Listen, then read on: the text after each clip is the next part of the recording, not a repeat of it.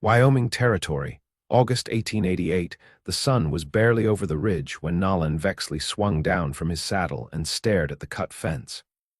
Wire lay coiled in the dirt like a dead snake, and beyond it nothing.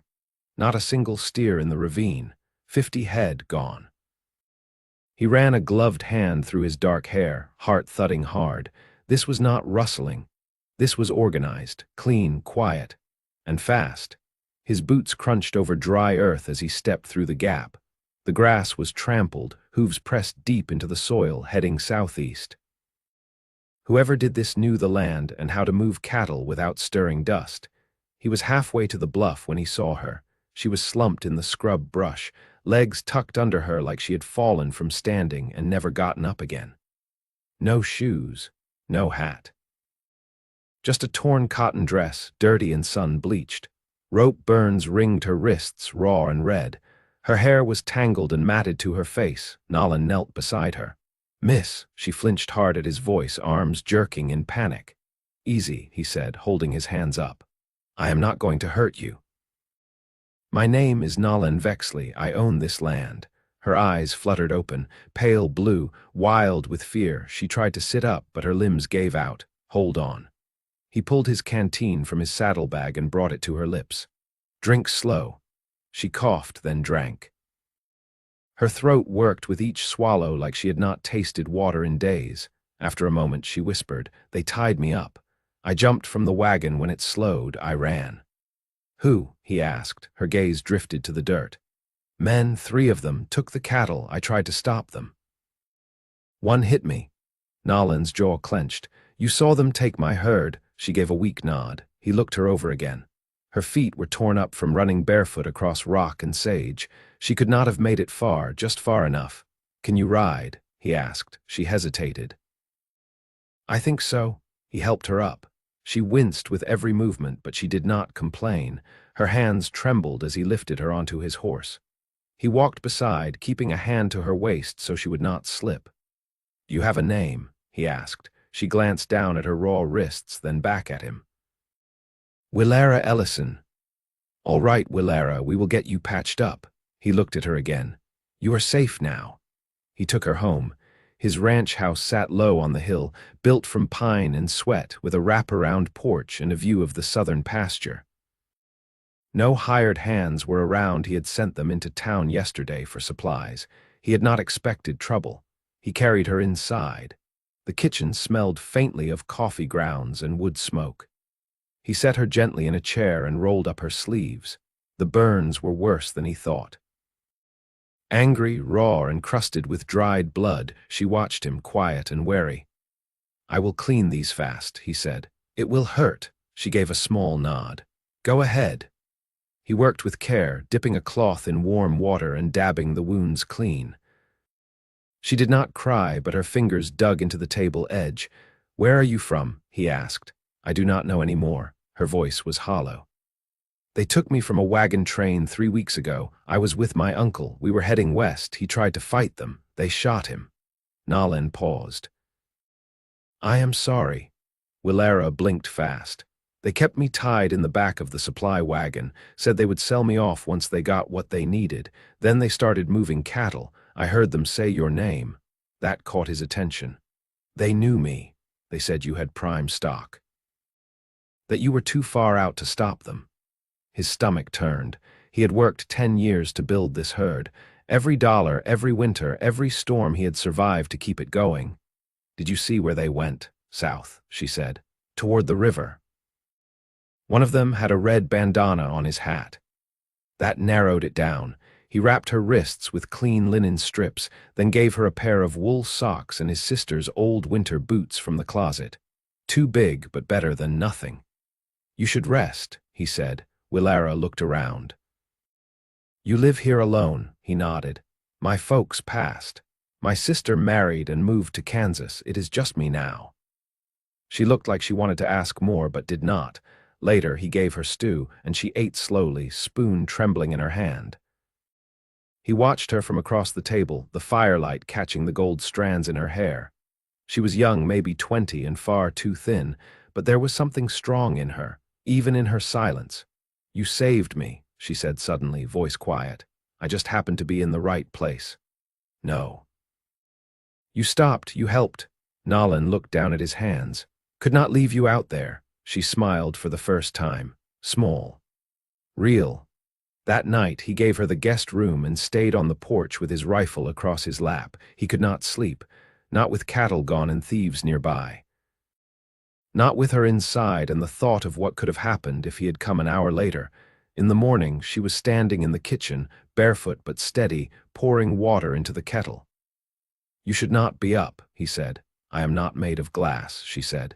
You saved me. I can at least make coffee, he chuckled. You are stubborn. I was raised by stubborn folks. He liked her voice, honest, plain-spoken, no frills. After breakfast, she said, let me help you find them. No, you need to rest. You are still healing. I remember the trail. I heard them talk about a spot near the riverbend. I can help. He studied her. There was steel in her eyes. She wanted to do something, anything, to take back control. All right, he said, but you stay close. She nodded. They rode out together by noon, following the tracks through dry brush and gullies. The air was hot, the sky wide and clear. She pointed out a broken branch, a set of boot prints, a strip of cloth caught on barbed wire. You really saw everything, he said. I had nothing else to do in that wagon but listen. By dusk, they crested a hill overlooking a valley near the river. Smoke curled from a low campfire beside a cluster of stolen cattle. 3 men sat around it, rifles leaning against a log. Willara's breath caught. That is them. Nolan studied their movements. Quiet now. She touched his arm. Be careful. He looked at her, and for a moment everything else faded. The cattle, the danger, just her hand on his sleeve, her eyes steady. I will, he said. He left her hidden behind a boulder and crept down the ridge. By the time the sun dipped below the trees, it was over. The men were tied and groaning on the ground, and the cattle were his again. He rode back up the hill, blood on his shirt, a cut on his cheek, and found Willara waiting. She ran to him. I am all right, he said, but her arms wrapped around him before he could say more. She buried her face against his chest, and he held her, feeling her heartbeat against his ribs. I thought you were not coming back, she whispered. I told you I would be careful. She looked up, eyes full of something new. You came for me, twice. He brushed a strand of hair from her face. I would do it again, and he meant it, every word. Willara stood in the doorway of the barn, watching Nolan hitch the last of the reclaimed cattle into the pen. The gate gave a low groan as he latched it, the sun throwing long shadows across the packed earth. You always work this quiet, she asked, brushing dust from her skirt. I talk when there's someone worth talking to, he said, not looking up. She stepped closer, the hem of her dress dragging a line in the dirt. You think I'm worth talking to? His hand paused on the gate. I'm still deciding. A corner of her mouth lifted, but she didn't press him. He didn't seem like a man who liked to be pressed. Your shoulder, she said instead. That's bleeding through. He looked down, saw the dark blot on his shirt where the fight had left its mark. I'll get to it. You won't. Not unless someone makes you. He didn't argue when she turned back toward the house. She fetched the boiled cloths he'd used on her wrists the day before, and when he came in, she nodded toward the chair by the hearth. Sit, he did, letting out a breath as he lowered himself. She worked in silence, the fabric warm in her calloused fingers. Why'd you stay out here? She asked after a while. You could have gone anywhere, gotten land closer to town, easier water, less trouble. Didn't want less trouble, he said. Wanted quiet. She rinsed the cloth, wrung it tight. You think quiet's the same as peace? He met her eyes. Sometimes it's the best a man can get. She leaned back on her heels. Then I guess you're lucky. He didn't answer. She didn't expect him to. Later, she sat on the porch steps with a chipped enamel cup in her hands, listening to the crickets start up in the brush. Nolan came out with a second cup and handed it to her without a word. She took it, fingers brushing his. The silence stretched, but not uncomfortably. The kind of quiet that settles when neither person needs to prove anything. You planning to go back east? he asked eventually. She shook her head. No one left there. My uncle was all I had. You've got somewhere in mind, she traced the rim of her cup. Not yet.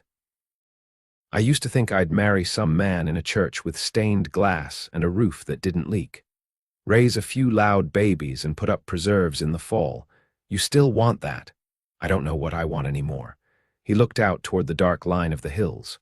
Sometimes the land tells you. You stay long enough, it gets under your skin. She glanced at him. Has it told you anything? That depends who's listening. She nodded slowly. Maybe I'll ask it myself. When they went inside, the fire was low.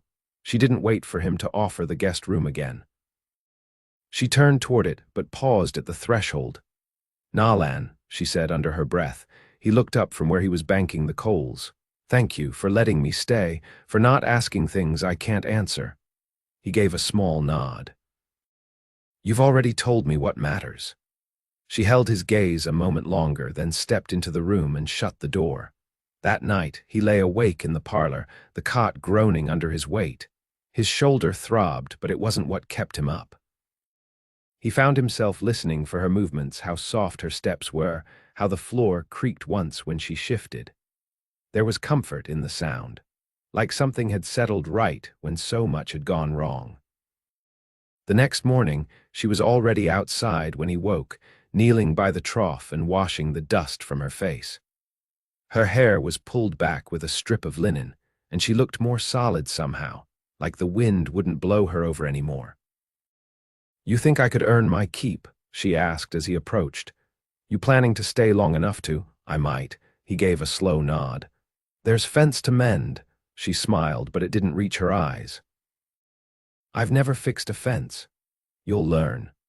Later, he showed her how to stretch the wire tight between posts, how to twist it with a stick until it held.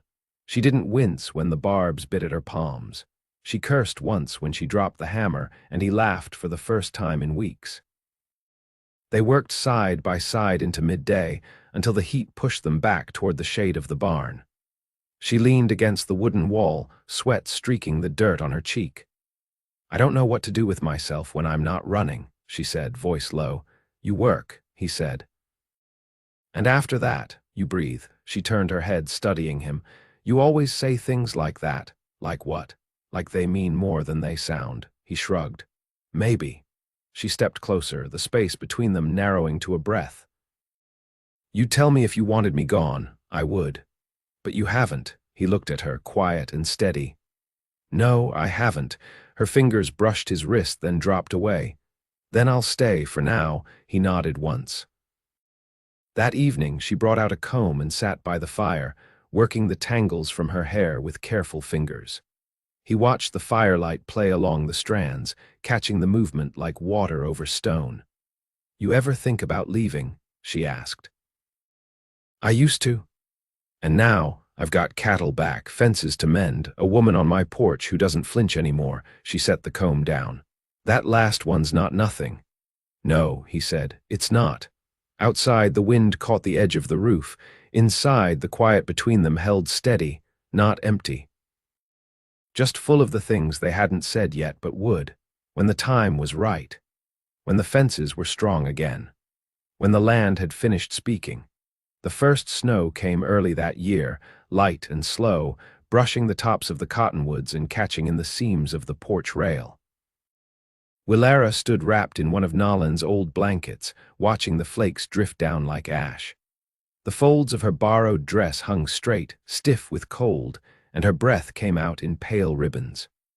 You'll freeze out here, Nalan said from behind her, a coil of rope slung over his shoulder. She didn't turn. I've never seen snow fall on quiet ground.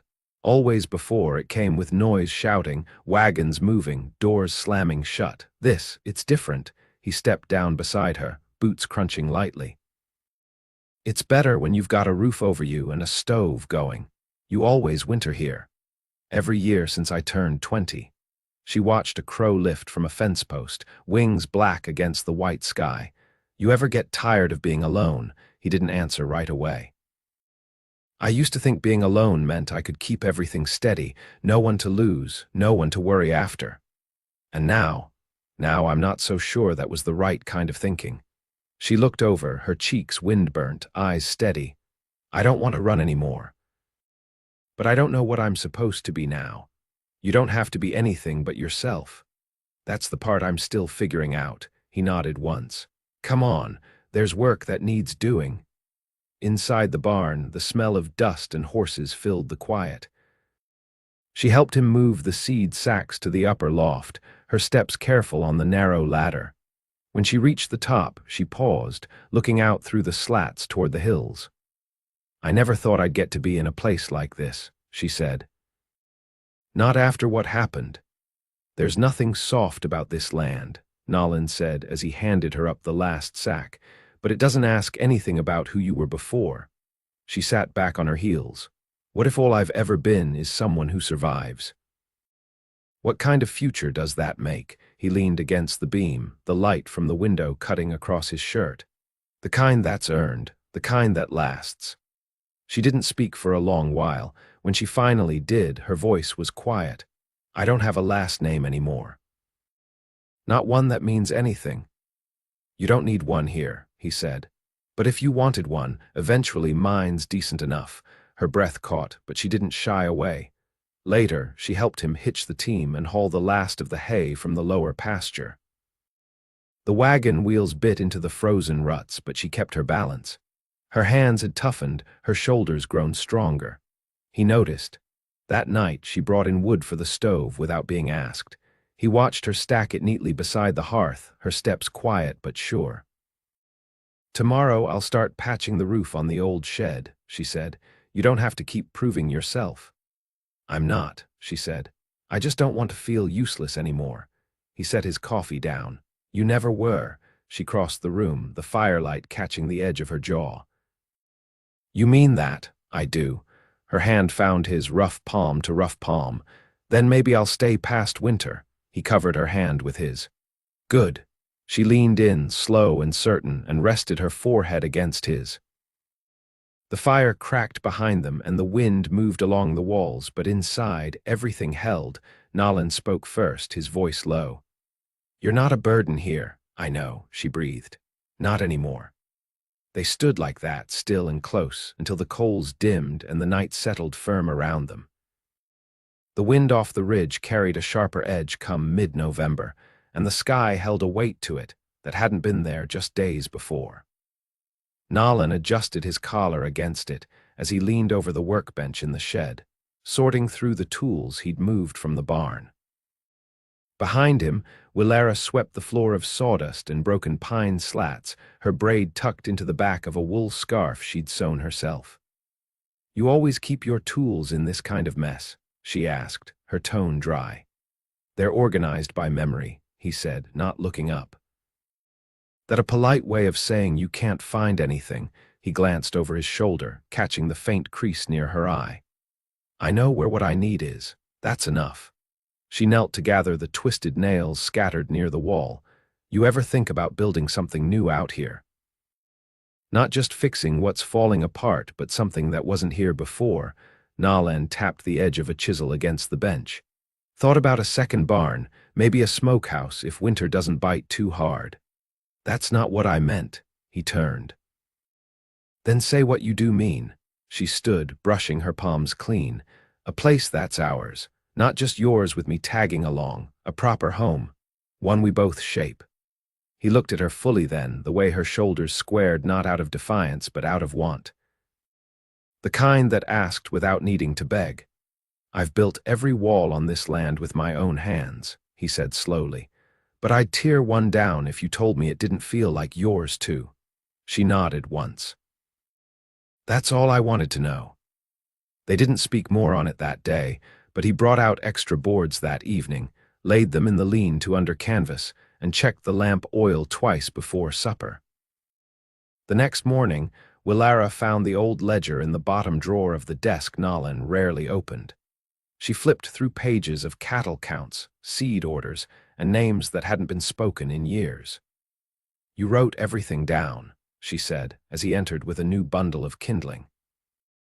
Even the weather. Helps to remember what's come before. She touched the corner of a page. There's space here, blank sheets.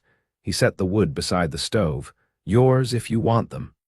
She sat, pen in hand, before the firelight faded. I don't know where to start. Doesn't have to be a story, he said. Could just be the truth. That night, she wrote her name at the top of the first page and didn't stop for a long time. By the following week, the first frost had hardened the earth enough that Nolan walked the perimeter fence in the early light, boots crunching over brittle ground. Willara met him by the south gate with a wrapped parcel. You didn't eat again, she said. I don't need to every morning. You're not a machine. He opened the cloth. Bread still warm, tucked beside a slice of dried apple. You bake better than you patch roofs, he said. I'll take that as a compliment. It was one of the few mornings Nolan didn't walk all the way to the eastern ridge. Instead, he turned back halfway, watched the way she walked ahead of him without hesitation. She didn't look over her shoulder anymore, not even once. That evening, she stood at the table sorting through canvas scraps and twine.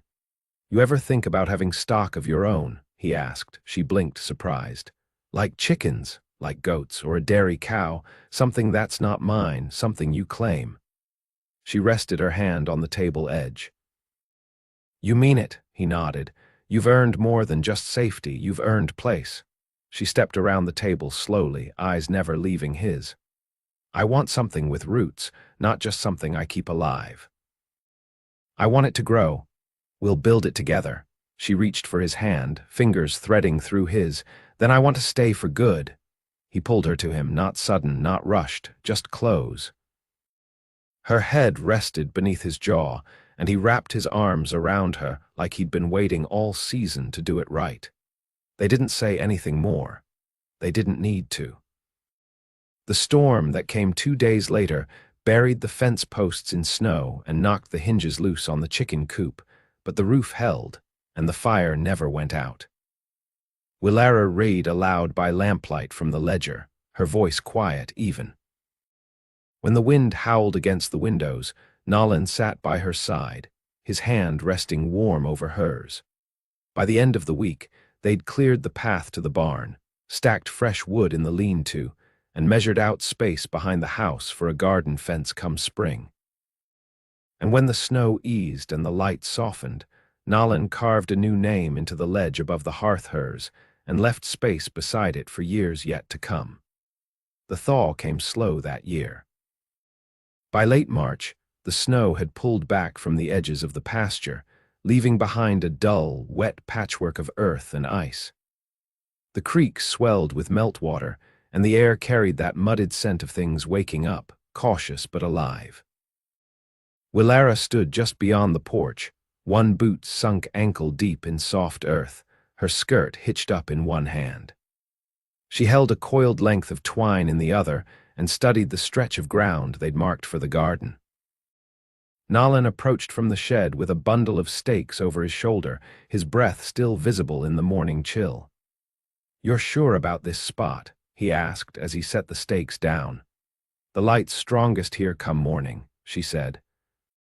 And it's close enough to the well I won't curse you every time I need water. He nodded, brushing his hands clean on his trousers. Then we'll fence it today. She handed him the twine. I want it to run straight, no tilting corners. I'll walk it from the south edge. You tell me when to stop. They worked until their hands were red and raw, until the posts stood firm in the earth and the twine stretched clean between them. Willara leaned against the last one, catching her breath as Nolan wiped his brow. I never planted anything before, she said. Not in one place, anyway. You will now. She looked at him then, not with uncertainty, but with the quiet weight of someone who understood what permanence cost.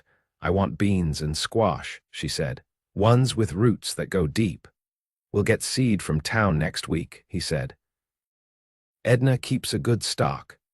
She nodded, then bent to gather the hammer. Nolan watched her fingers, how steady they'd grown, how sure her movements had become since the first time she'd touched a fence post. By the time they reached the porch again, the sun had climbed high enough to warm the planks beneath their boots. Willara sat beside the basin and poured water over her hands. Nalin fetched 2 mugs and set one beside her. "You've been quiet about your folks," she said as she dried her palms on her apron. "They weren't loud people," he replied. "My father built this house with a square and string line. My mother kept the ledgers straight and didn't speak more than she needed to." "Sounds familiar," she said, glancing at him. He gave a soft laugh. "Guess I didn't grow too far from the tree."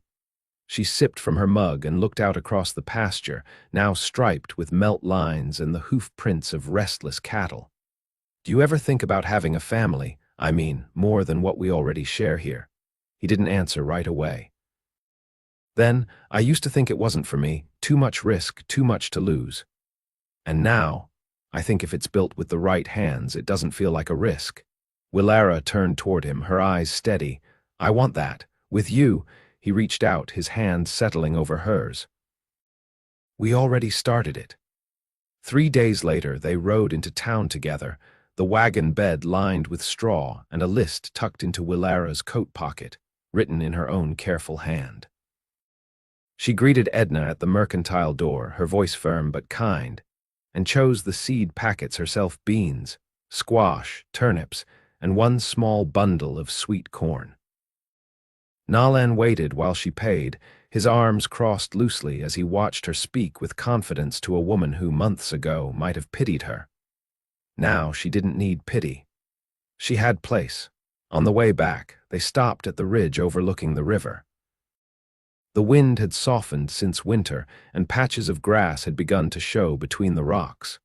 Willara stepped down from the wagon and walked to the edge. "I dreamed about this kind of stillness," she said without turning. "Didn't think I'd ever have it." He joined her, their shoulders brushing. "It's yours now." She looked up at him. "Yours too." That night, Nalin brought out a small box from the drawer beside the hearth. Inside lay a plain silver ring, his mother's, the edge worn smooth with years of use. He held it out to her without preamble, his voice low. "I don't have fancy words. Just the truth. I want you beside me every day from here on." Willara blinked, then reached for the ring.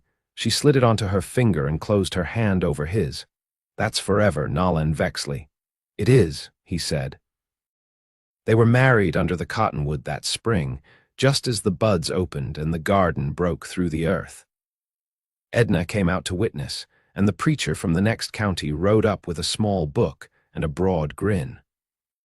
Willara wore a dress she'd mended herself, the hem newly stitched, and Nalin stood in his best shirt, sleeves rolled to the elbows. He spoke his vows without flourish, but Willara heard every word settle into her bones like truth. She answered him with a voice that didn't shake and a gaze that didn't waver. They signed the ledger together, names side by side. That evening they sat on the porch steps, watching the sun settle over the pasture. The cattle moved slow across the field, and the wind carried the scent of damp soil and fresh wood. Willara leaned against him, her head rested beneath his jaw. "You ever think we'd get here?" she asked. "No," he said, "but I'm glad we did." She reached for his hand, fingers laced firm. "This is home." "It always was," he said. "Just needed you to finish it." As the last light left the sky, Nalin pulled her close, and Willara tilted her head back so he could kiss her slow, certain, and full of what they'd built from ruin. There wasn't a single part of the world they wished to return to. Everything they needed was here. Seasons turned, and the garden grew. They added a smokehouse where the old lean-to stood, and a henhouse beyond the barn. The creek never dried, and the fences held strong. Each morning, they woke with the land and each other. And each night, they fell asleep with the warmth of shared breath and the knowledge that nothing needed to be escaped anymore. They belonged to the land and to each other. And for the rest of their days, they chose that belonging again and again, with quiet joy and steady hands.